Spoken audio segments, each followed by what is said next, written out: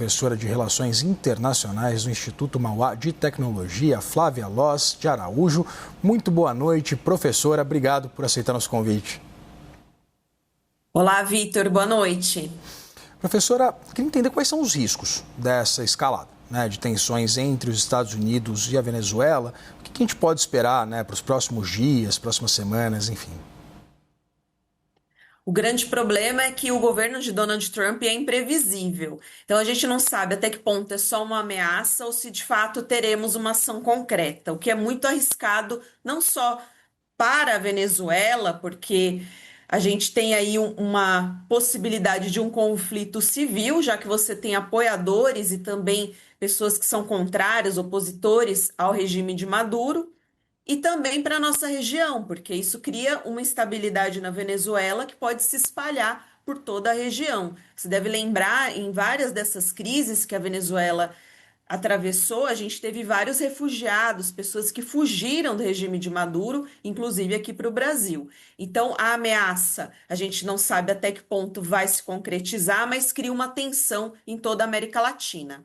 Professora, e a partir desse cenário, a gente tem acompanhado essa, como você disse também, há um movimento de oposição por parte da população venezuelana em relação ao regime de Nicolás Maduro. Você citou essa possibilidade, por exemplo, de um aumento dos movimentos, por exemplo, contra o ditador venezuelano. Eu queria entender se essa possibilidade ela já está mapeada e qual é exatamente o potencial desse movimento ganhar força. Lembrando, é evidente que a gente está tratando de uma ditadura,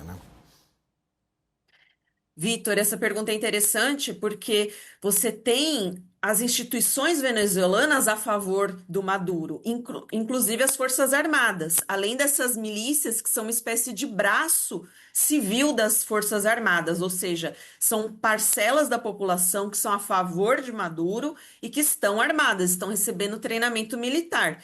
Então, o potencial dessa parcela, da população começar a perseguir ainda mais as pessoas que fazem oposição, a gente viu isso um pouco ano passado. A Venezuela hoje tem mais de 2.000 presos políticos, esse risco é real. A gente já está vendo uma movimentação interna do regime de Maduro de pior, ou seja, você tem aí a completa destruição da democracia, dos direitos políticos e civis das pessoas. Professora, Por conta dessa tensão com os Estados Unidos. Desculpa, achei que você já tinha encerrado sua pergunta. Foi um pequenininho problema de conexão que a gente teve. Eu queria entender quais são os objetivos de Donald Trump acerca exatamente desse tensionamento maior, desse posicionamento, por exemplo, de navios na costa venezuelana. Envolve algum aspecto do ponto de vista diplomático ou teria mais uma correlação com aspectos econômicos, interesse, por exemplo, no xisto, no petróleo produzido na Venezuela? O que está por trás exatamente dessa incursão de Donald Trump contra a Venezuela? Vitor, sim, existe um interesse nos recursos naturais da Venezuela, especialmente o petróleo. Os Estados Unidos dependem muito do petróleo venezuelano e também a questão do narcotráfico. A questão do narcotráfico foi citada por Donald Trump como a principal causa dessa movimentação militar ali no território ou próximo do território venezuelano. Então, essas são as duas causas que a gente tem, Uma que nós sabemos do interesse econômico e outra que foi declarada pelo presidente Trump. Agora, aqui no Brasil tem muita torcida por parte de setores que essa intervenção. Tivemos um problema de conexão novamente com a professora de Relações Institucionais do Instituto Mauá.